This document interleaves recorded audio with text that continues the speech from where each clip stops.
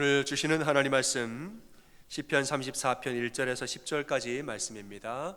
한 절씩 교독하겠습니다. 내가 여호와를 항상 송축하며 내 입술로 항상 주를 찬양하리이다. 내 영혼이 여호와를 자랑하리니 공고한 자들이 이를 듣고 기뻐하리로다.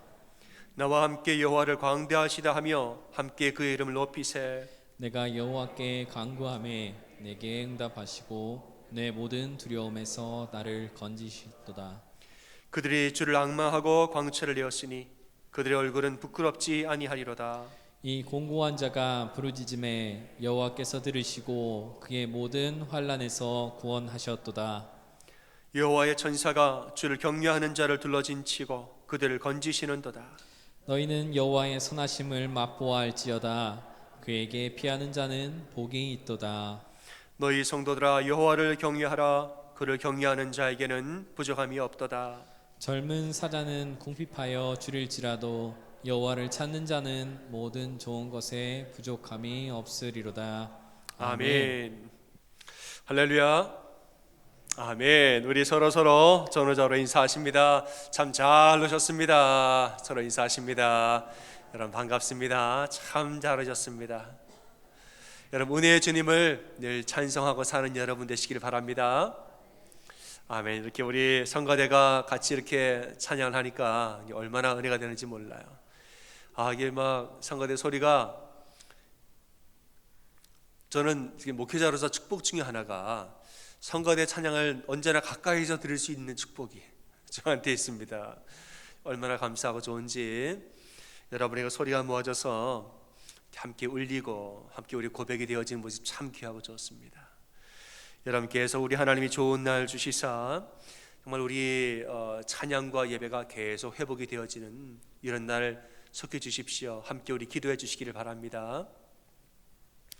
네, 오늘은 추수감사 주일로 보냅니다. 하나님 주신 은혜를 돌아보면서 이제 감사를 고백하는 주일이죠. 우리가 되게 어느 분한테 참 고마운 분이 있으면은 선물을 드립니다.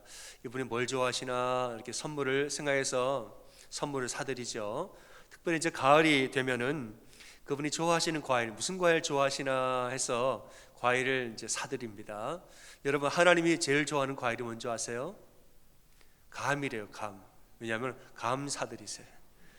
감 사드리라고. 일부 예배 때는 안 웃었는데. 감사해요. 여러분께 감사드립니다. 글쎄, 그래서 하나님이 그렇게 감사를 좋아하신대요. 시편 34편에는 우리 오늘 읽었는데 다윗이 쓴 시죠. 다윗은 참 많은 시를 쓴 사람입니다. 어렸을 때부터 목동 때부터 시를 써서 왕이 된 후에도 참 시를 많이 썼는데 왜 이렇게 시를 많이 썼을까? 물론 그 시인의 감성이 풍부하니까 시상이 막 떠오르는 거예요.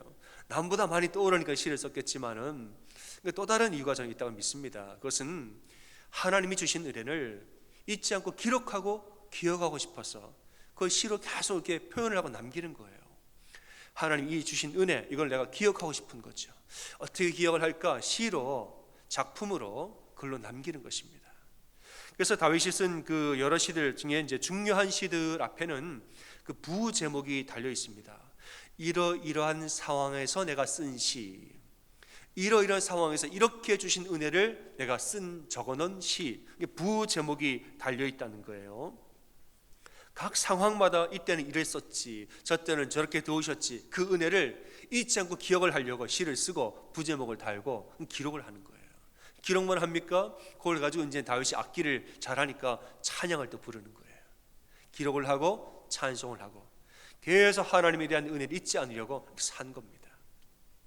오늘 시편 34편 부제목이 뭐냐?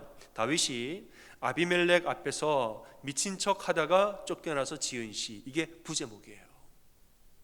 이 상황을 여러분 다 아시지요? 사울이 다윗을 죽이려고 하는데 이게 진심인지 아닌지 알 길이 없습니다. 이게 진짜 잠시 그러는 것인지 정말 작정하고 평생을 그렇게 하겠다는 건지 확인을 해봅니다. 확인을 해봤더니 진짜인 거죠. 진짜 나를 대적하고 죽이는구나. 이 사실 알고서는 이제 다윗이 도망을 가는데 이스라엘 어디 도망갈 데가 없으니까 나라 국경을 넘어서 블레셋으로 도망을 갑니다. 근데 블레셋은 어디냐? 골리앗을 죽였던, 다윗이 죽였던 골리앗이 블레셋 사람이죠.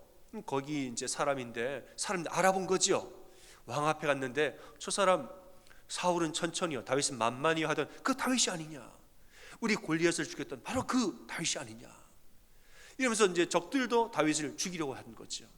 그때 다윗이 너무 두려우니까 정신 나간 사람 흉내를 냅니다. 말씀해 보면은 침을 수염에 흘리면서, 그죠? 침을 막 수염에 흘리면서 문짝을 끄적거리며, 이거는 아무 글씨를 막 적었다는 거예요. 막 침을 흘리면서 다른 번역을 보면은 발작도 하며 이렇게 말했어요. 발작을 또 하면서 대문에 막 글씨를 끄적거리고, 사람들이 이 사람 정신 나간 사람이네, 쫓아내라. 그래서 살아났다는 거죠. 이 일을 당한 다음에 하나님을 찬송하는 시를 34편을 적었는데 4절에서 그렇게 말합니다. 내가 여호와께 간구하매 내게 응답하시고 내 모든 두려움에서 나를 건지셨도다, 이랬어요. 공동 번역을 보면은 몸서리 쳐지는 공경에서 나를 건져주시며 이렇게 말합니다. 몸서리 쳐지는 두려움에서 나를 건져주신 하나님이라고 말하죠.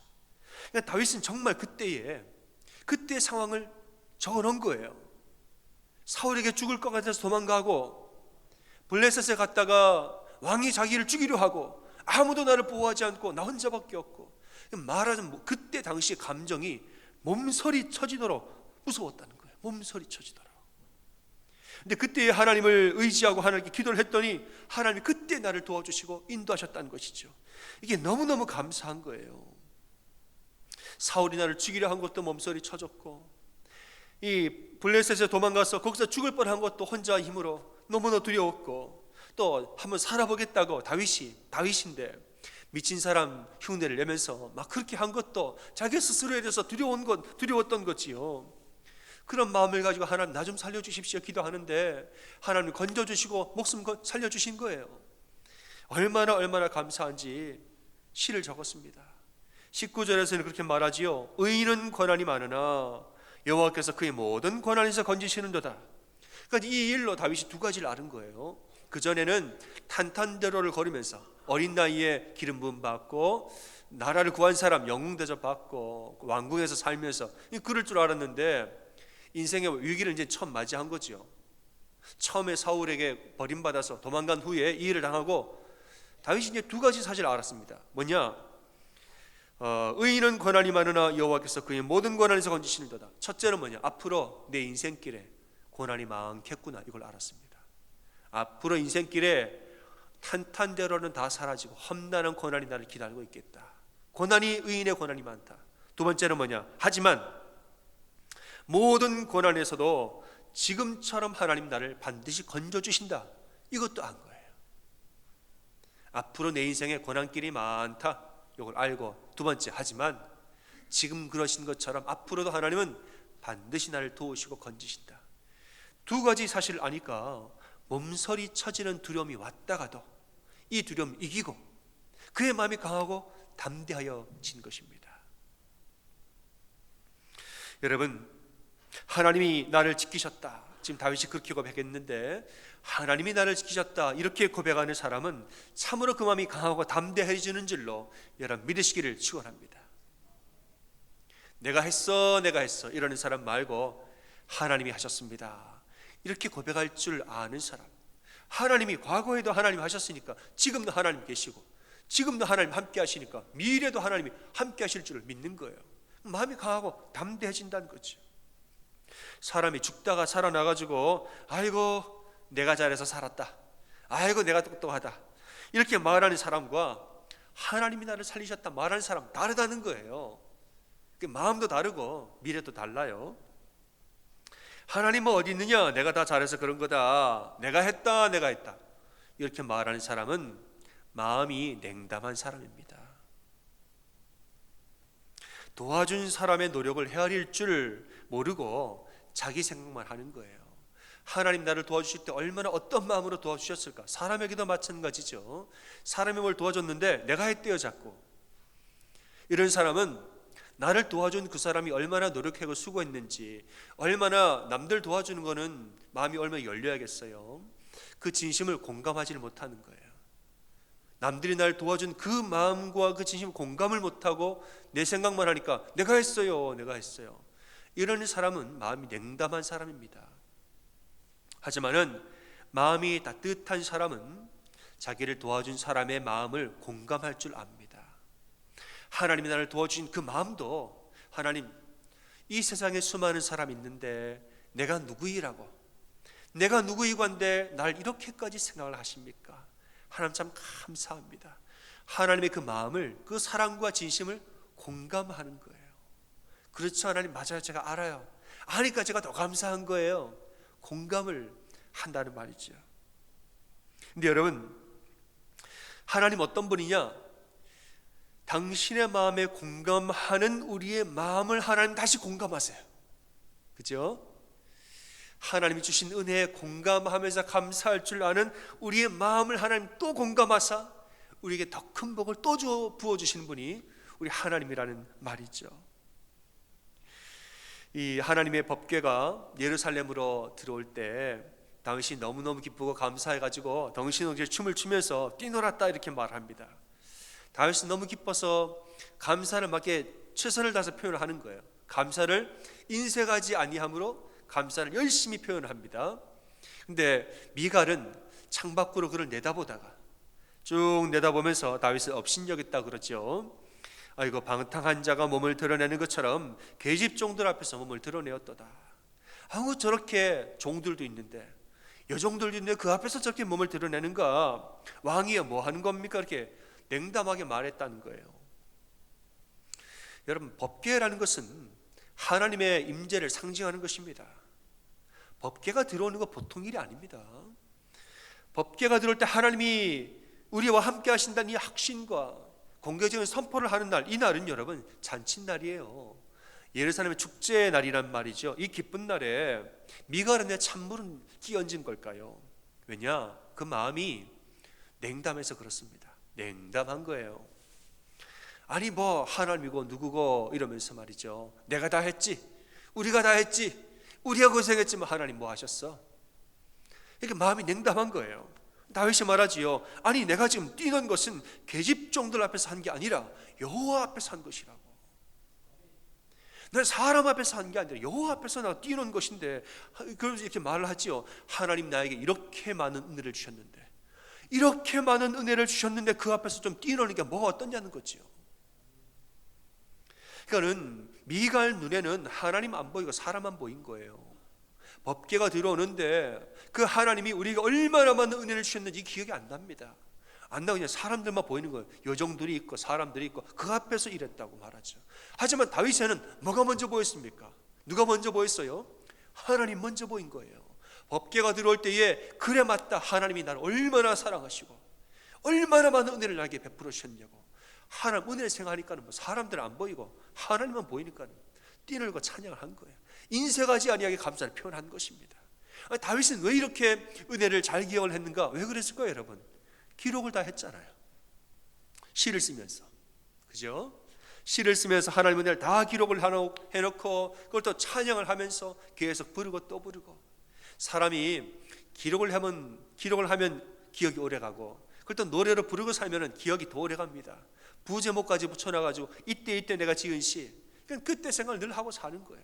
이 찬송을 부를 때마다 이 찬양은 내가 그때 그렇게 내가 지은 곡이지 하면서 부르면은 또 다시 감사가 올라오는 겁니다. 그러니까 하나님께 계속 감사와 찬양, 이것을 다윗은 아마도 입에 달고 살지 않았을까? 이렇게 시를 많이 쓴 사람이면 그렇지 않았을까 저는 믿습니다. 여러분, 다윗이 왕으로서 손 하나 까딱까딱 하면 되고 고개 한번 끄떡끄떡 하면 되지 뭘 그렇게까지 하나. 미갈은 그 말이죠. 왕이면은 좀 좋더라도 좀 고개 한번 끄떡, 손가락 하나 끄떡 하면 되지 뭘 그렇게까지 합니까? 근데 여러분, 다윗은 왜 그랬을까? 하나님께 감사를 표현하는데 인색하지 않은 거예요. 나 하나님 앞이라면은 나는 정말 내 감사를 충분히 나는 표현하고 충분히 감사를 올려드릴 거야. 이 마음이 있으니까. 그래서 그런 거죠. 홍성태 교수가 쓴 모든 비즈니스는 브랜딩이다라는 책에 세뮤얼 라이보비치라는 변호사 이야기가 나옵니다. 이 변호사는 독특한 이력으로 유명한 사람인데 평생을 사형수들을 위해서 무료 변호를 해준 사람으로 유명합니다. 사형수들만 대상으로 무료 변론을 해주는 거예요. 이 사람 때문에 이 사형에서 무기징역 혹은 사형에서 뭐 몇십 년형으로 형이 감형된 사람이 78명이라는 거예요. 죽을 뻔한 사람을 78명 살린 거예요. 무료 변론으로. 대단한 일이죠. 얼마나 고마운 일이에요. 근데 한 번은 이 세뮤얼 라이보비치가 한 강연에서 이런 말을 합니다.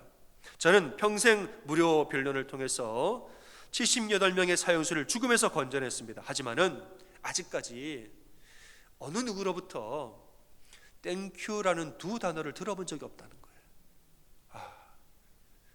그 수많은 사람 목숨을 구했는데 아직까지 누구로부터도 땡큐라는 두 마디를 들어본 적이 없대요. 이러면서 홍성태 교수가 말을 덧붙입니다. 살인을 저지른 사람들은 남들이 도와주었다고 고마움을 잘 느끼지를 않을 뿐더러 이랬어요. 그러니까는 차라리 죽게 하지 뭐하러 구했어 이런 말이죠. 고마움을 말하지 않는다는 거지요. 더 말하기를 그런 생각이 혹시 들었다 할지라도 고맙다고 표현하는 것에 익숙하지 않은 사람이라는 거예요. 고마운데도 이걸 뭐 살갑게 표현하고 그러는 것에 익숙한 사람이 아니라는 거죠. 그러면서 아마도 그들을 살인자로 만든 것은 어려서부터 남들에게 공감받지 못하고 남을 공감할 줄도 모르고 사람들과 마음을 교류하면서 마음을 감정을 조율하고 조절하는 법을 배우지 못했던 그 불우한 환경 때문에 그렇게 된 것이 아니겠는가, 이런 글을 남겼습니다. 여러분, 우리가 하나님에게, 사람에게도 마찬가지지만은 하나님한테 하나님 감사합니다, 하나님 고맙습니다 이렇게 말하는 것은 나를 도와주신 하나님의 그 진심에 공감하는 언어예요. 여러분 믿으십니까? 하나님이 그 마음을 알아주는 거예요. 감사합니다. 하나님 정말 나를 사랑하셨죠? 나를 사랑해서 그러신 거지요? 하나님 나 때문에 얼마나 또 속상하셨겠어요? 제가 그 마음을 다 알아요. 하나님의 사랑과 그 진심을 공감하는 거예요. 그 마음을 내가 느끼는 거예요. 그러니까 나도 모르게 감사합니다 그냥 나오게 되는 거지요. 하나님은 이런 사람은 더 도와주고 싶은 거예요. 자기 마음을 공감해주는 이 사람은 하나님 더 도와주고 싶은 거지요. 그래서 여러분, 감사를 자주 표현하는 사람은 앞으로 더 큰 복을 받을 뿐만이 아니라 스스로도 아름다운 사람이, 그의 인생이 점점 아름다워지는 것입니다. 아마도 그래서 이런 사람은 하나님과 사람에게 사랑을 많이 받게 되는 사람일 것입니다. 그 인생이 아름다워지죠. 다윗은 복 위에 복을 더 받았고 그의 인생이 더 아름다웠고 하나님과 사람에게 많은 사랑을 받은 것이 다윗입니다. 왜냐하면 감사를 많이 하니까 그런 거예요. 이찬수 목사님 책에 감사라는 책에 어느 노부부의 이야기가 나옵니다. 어느 이제 TV 프로그램에서 촬영을 갔는데 할머니 할아버지들한테 한글을 가르쳐주는 학교를 탐방을 갔습니다. 대부분 이제 아주 연로하신 어른들인데 어느 한 부부의 인터뷰를 보다가 이찬수 목사님 눈물을 흘렸다는 거예요. 이 할아버지는 집안이 어려워가지고 초등학교 1학년 들어갔다 중퇴했고 할머니는 학교를 문턱에도 못 가보셨다는 거예요. 할머니 이야기를 듣는데 할머니 12살 되던 해에 서울로 상경을 해가지고 남의 집에 식모살이를 했대요. 12살 때 남의 집에 식모살이를 하는데 이 주인이 아주 못된 사람이었다는 거예요. 연탄값이 아깝다고 겨울에 추운 방에다 12살짜리 재웠다는 거예요. 돈이 없어. 연탄 안 주고 그냥 자라고 12살짜리 여자애한테 밥을 주는데 표현에 의하면 보리밥에다가 동태머리만 넣어서 끓였던, 이번 표현은 개죽이라고 말을 해요. 보리밥에다 개죽 말아가지고 그런 밥만 주더래요. 또 뭐 부부싸움을 하는 날이면은 화풀이를 애한테 하는 거예요. 막 싸워가지고 주인 아줌마가 화가 나니까 뾰족구두로 아이 발등을 찍었다는 거예요. 이놈아 하면서 살았다는 거죠. 이 말을 아이가 얼마나 상처를 받았겠어요, 할머니가. 프로그램 진행자가 이 말을 듣다 같이 화가 나가지고 같이 감정이입이 돼가지고 말하는 거예요. 아니 어떻게 애한테 그럴 수가 있습니까? 이러면서 할머니한테 말하는 거예요. 할머니, 예전에 그 못된 주인이 지금 TV를 보고 있을지도 모르니까 카메라를 보고 한마디 좀 하세요. 이랬어요. 이제 할머니가 하다가 그럼 한마디 하지요 하고 얘기를 했는데 이렇게 했다는 거예요. 아줌마, 지금 어느 곳에 계실지는 모르지만은 제 얼굴 보면 알아보시겠어요? 아마 못 알아보실 수도 있겠죠. 그런데 아마도 저는 기억 못해도 아주머니가 저한테 했던 일은 아마 다 기억하고 있을 거예요. 그래서 잠깐 쉬더래요. 이제는 분풀이를 할 때가 됐겠죠. 그 다음에는 분풀이를 해야 되는데 잠깐 생각하더니 이렇게 말하더래요. 아줌마, 그런데 편안한 마음으로 잘하고 사십시오. 저도 잘하고 살겠습니다. 안녕히 계세요. 이러고 마치더라는 거예요. 평생 나한테 한을 준 사람이고 그렇게 나를 힘들게 어린애한테 그렇게 하고 했는데 좀 기회가 왔을 때 분풀이를 좀 하시지. 기회를 드렸는데 분풀이는 안 하고 잘 사십시오. 축복을 하고 끝내더라는 거예요. 할머니 참 아름답다, 참 따뜻한 분이다 했는데 촬영을 더 하다 보니까 그 이유를 알겠더라는 거예요. 할아버지 할머니가 다 똑같습니다. 할아버지 할머니한테 한글을 배우시니까 자석으로 된 그 한글 자음 모음 블럭이 있죠. 블럭을 가져다 드리고 말했다는 거. 할아버지가 제일 좋아하는 단어를 한번 만들어 보세요. 할아버지가 좋아하는 단어를 글로 만드는데 뭔지 아세요? 할머니 이름 석자를 만들었더래요. 내가 제일 좋아하는 단어를 만들어야지 할머니 이름 석자. 그걸 보고 할머니도 글을 만드는데 할머니 긴 문장을 만들었어요. 이렇게 만들었다는 거예요. 사랑하는 우리 신랑 너무너무 사랑해요. 행복하게 삽시다. 이렇게 글을 만들었대요. 우리 할머니 할아버님들 오늘 집에 가서 한번 해보십시오. 장로님, 우리 권사님, 집사님, 사랑하는 우리 신랑, 사랑하는 우리 남편. 그 뒤에 이제 촬영을 계속하는데 보니까 할머니가 어느 습관이 벌써 그런 거예요. 뭐 말할 때마다 맨날 우리 신랑, 우리 신랑. 계속 그렇게 말끝마다 우리 신랑, 우리 신랑 하시더래요. 그걸 보니까 이분이 남들을 이렇게 분풀이를 안 하고 축복을 하는 이유가 있구나. 평소에 감사의 언어와 평소에 사랑의 언어를 많이 쓰는 거예요. 우리 신랑, 우리 신랑. 또 할아버지는 아유 우리 마누라 뭐라 할까네. 하여간 우리 아내, 우리 아냐. 제일 사랑하는 사람 당신하고 이름을 적고 서로 이렇게 사니까는 좀 하나는 있어도 분풀이를 하려고 하다가도 축복을 하고 마무리하는 거예요. 여러분, 이런 분은 아마 주변 사람들에게 더 큰 사랑을 받고 살 것이 분명합니다. 여러분, 평소에 늘 감사를 그냥 입에 달고 감사합니다, 고맙습니다 이렇게 살면 참 좋습니다. 불평을 자꾸 하는 사람은 미갈의 마음처럼 냉담한 사람이에요.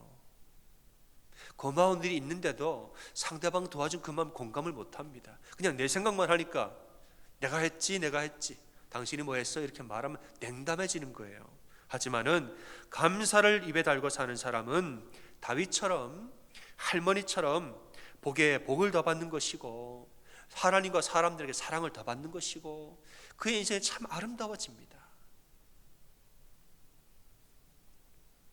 지난 시간을 돌아보면 모든 것이 하나님의 은혜입니다. 여러분 맞으십니까? 지난 시간을 이렇게 돌아보면은 모든 게 하나님의 은혜예요. 물론 팬데믹이 아직 끝나지는 않았습니다. 여전히 우리가 조심을 해야 됩니다. 하지만은 그래도 여기까지 올 수 있었던 것은 하나님의 은혜가 아닐 수가 없어요. 그래도 여기까지 인도하신 것은 너무너무 귀한 하나님의 은혜인 거죠. 우리가 정말 어려울 때에 잘 버티도록 잘 견디도록 은혜 주시고 이제는 또 나아가야 할 때는 우리로 일어서서 나아가도록 힘을 주시고 이제는 또 문지방을 넘어서 회복의 때를 맞이해서 나아가야 할 때는 또 그 마음과 강하고 담대한 마음 주시고 우리가 이제 어려울 때를 보면은 어찌 해야 될 때는 모를 때도 많았습니다. 이거 뭐 해본 적이 있어야죠. 어떻게 해야 될지 앞으로 어떻게 전개가 될지도 모르겠고 얼마나 걸릴지도 아무도 모르는데 세상에 박박사들도 모릅니다. 이거 어떻게 해야 됩니까? 근데 하나님은 놀라운 것이 그때마다 때에 맞는 지혜를 주시고 때에 맞게 뭐 멀리는 안 보여주실지 몰라도 내 발의 등이여 내 길에 비치니라 내 길에 멀리까지 빛은 안 되실지언정 내 발 앞에 등은 되어 주시사 반발짝 한번 보여주시고 사람이 막혀서 어디로 가야 될지 모를 때마다 계속 조금씩 길을 열어주시고, 지혜 주시고, 은혜 주시고, 돕는 자를 주시고, 사람 만나게 하시고, 용기도 하여 주시고, 기도할 때에 낙담한 마음을 세워주시고, 뭐 뒤를 돌아보면은 얼마나 은혜가 많은지 몰라요.